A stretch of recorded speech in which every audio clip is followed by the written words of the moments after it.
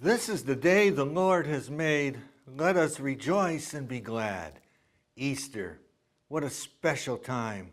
What a special day for Christians throughout the world. Christians, whoever they are, whatever language we speak, whatever country we're from, all of us rejoice this day because of Easter. But what makes this day so special? Why has it been, since the time of Christ, a day that Christians have rejoiced in, a day that Christians remember with such passion and love? Let's remember a story. There's a story of a teacher who wanted to teach about Easter and what it was all about. So she gathered a lot of plastic eggs, and you could open them up and put something in them.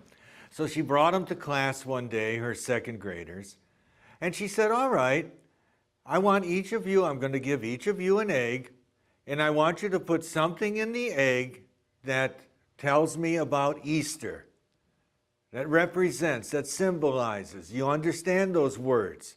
Oh yeah, something that reminds us of Easter, they said. Oh yeah, we know that. Well, they all got an egg. She was afraid to give one student an egg, and that was Stephen. Because you see, Stephen was a slow learner, very slow and very sickly.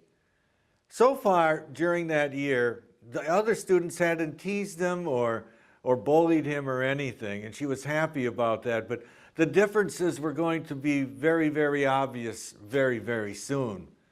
And so she was hesitant, but he took the egg anyways, right from her hand. Well, when the day came and they all brought their eggs back, she put them all on the desk because she didn't want to embarrass Stephen.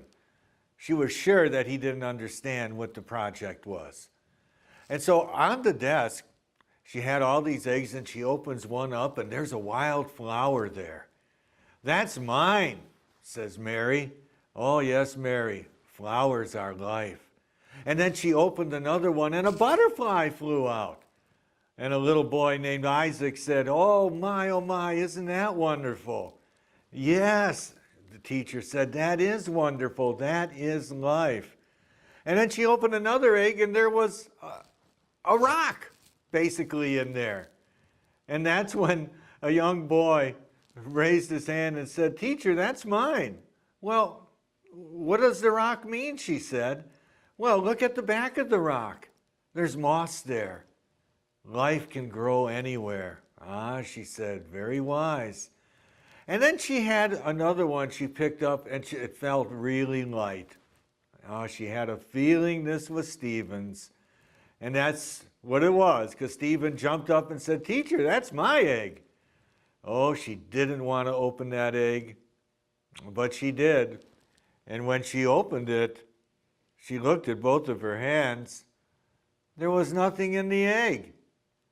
She said, but Stephen, there's nothing in the egg. And Stephen said to her, but teacher, wasn't the tomb empty? And she sat down in her chair and cried. For Stephen knew more about the resurrection than she did. And when he died 2 months later, because he had been so sick, people who came to the funeral were amazed to see that on the casket there were all kinds of plastic eggs, and all of them were empty. Stephen understood what the early Christians celebrated, and Christians have celebrated since the time of Christ.